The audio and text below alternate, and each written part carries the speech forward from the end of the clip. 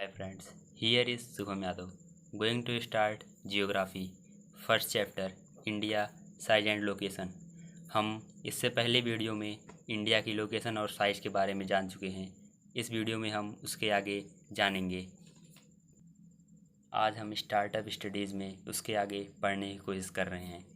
India and the world, Bharat और इस दुनिया के बारे में। India is a southward extension of the Asian continent. जैसे कि इंडिया एशिया के सबसे साउथ वर्ड में लोकेटेड है, सबसे दक्षिण में लोकेटेड है, और इसके बाद हमें नहीं लगता कि श्रीलंका के बाद और कोई देश लोकेटेड है। The Indian trans ocean its connect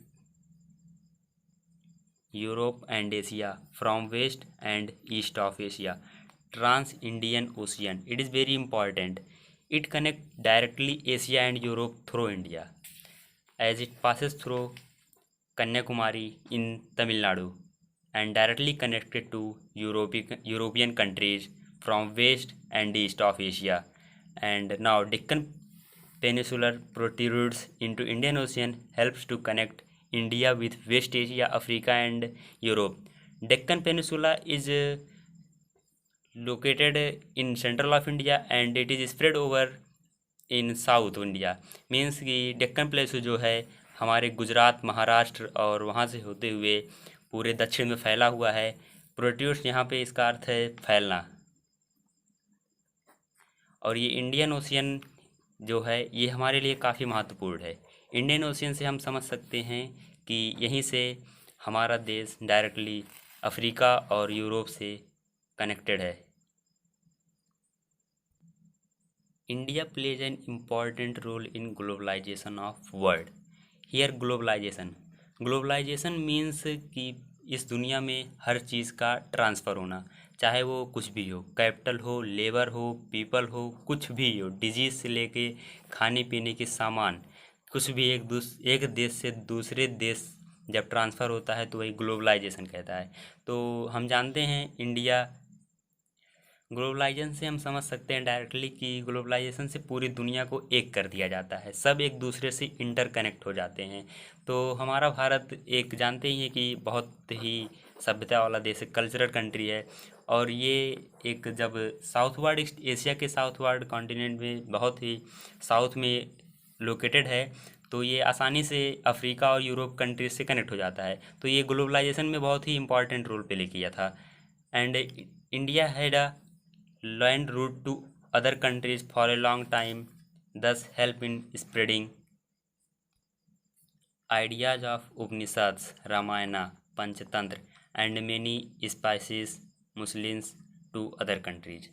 जैसे इंडिया जो है ग्लोबलाइजेशन में बड़ा रोल प्ले किया था। हियर यहाँ पे मुस्लिम्स एक नया शब्द है, इससे हम समझ सकते हैं जो भी कपड़े वाली वस्तुएं हैं, जैसे कि कोई भी सूती वस्त्र या फिर रेशम के बने हुए वस्त्र, मुस्लिम्स। और स्पाइसेस मतलब मसाले, तो हमारा देश केरल जो है ये तो मसाले का प्रदेश ही है।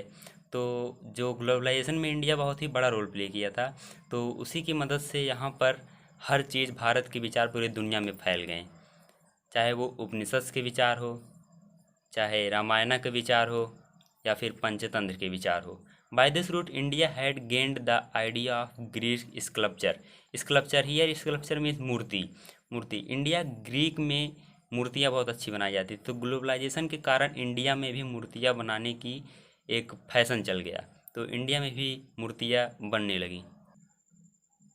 Now next topic, India's neighbours, Bharat के पड़ोसी देश। India shares its land boundary with Pakistan, Afghanistan, China, Nepal, Bhutan, Myanmar and Bangladesh. इन सभी देशों से भारत अपने लैंड बाउंड्री को शेयर करता है। इस हिसाब से यदि हम देखें तो भारत के लैंड से जुड़ने वाले टोटल 7 देश हैं, और श्रीलंका और मालदीव को अगर जोड़ लिया जाए तो भारत के सब मिला के 9 पड़ोसी देश हैं। तो हम यहाँ पे 2 आइलैंड कंट्रीज भी भारत के देश हैं। 2 island countries like Sri Lanka and Maldives in southern part, ये सब भारत के दक्षिणी भाग में स्थित हैं। Now the very important Palk straight separates India and Sri Lanka via Gulf of Mannar. Here, Mannar एक श्रीलंका का डिस्ट्रिक्ट है जो डायरेक्टली तमिलनाडु से कनेक्टेड है। मन्नार डायरेक्टली श्रीलंका में नहीं स्थित, ये श्रीलंका का एक द्वीप है।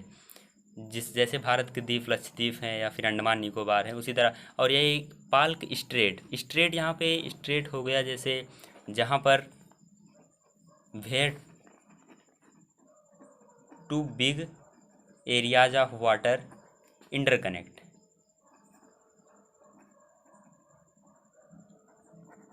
Here the name Palk strait, इसका पाल्क स्ट्रेट नेम कैसे पड़ा? तो जो 1774 ईस्वी में मद्रास के गवर्नर रॉबर्ट पॉल के नाम पर इसका पाल्क स्ट्रेट नाम पड़ गया। 1775 में मद्रास के गवर्नर थे वो। And the gulf of Mannar, और ये स्ट्रेट इसका यहाँ पे जो दो बिग एरियाज के वाटर कनेक्ट होते हैं, तो उनका नाम है, एक इंडियन ओशन कनेक्ट हो जाता है और एक बे ऑफ बंगाल, दोनों आगे कनेक्ट हो जाते हैं। This meant that India is connected with the rest of world through both sea as well as road. In early time India is the only country of Asia which was discovered by Europeans via sea route by Vasco da Gama in 1498।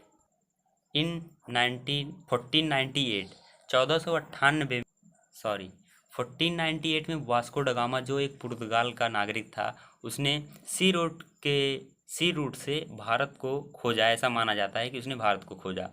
तो हम आगे जान चुके हैं कि भारत जो है एक ग्लोबलाइजेशन में बड़ा रोल प्ले किया था, और ये हमारा देश जो है रोड से कनेक्टेड है डायरेक्टली। जैसे नेपाल हो गए, चाइना हो गए, पाकिस्तान हो गए, भूटान हो गए, इन सब से हमारा देश डायरेक्टली रोड से कनेक्टेड है।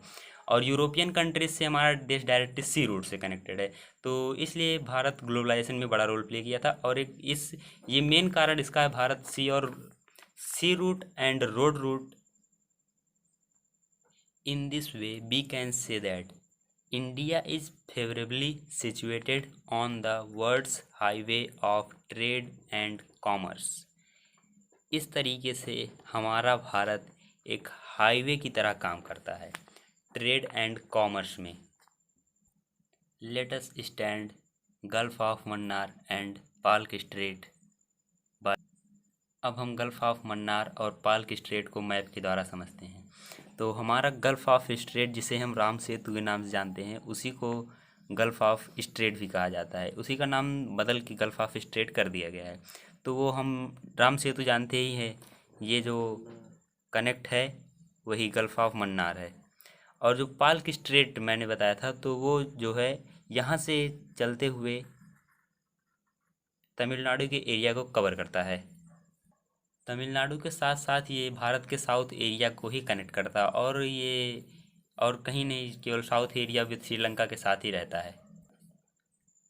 Thank you for watching video. Please share, subscribe my channel. Next video we will take very soon.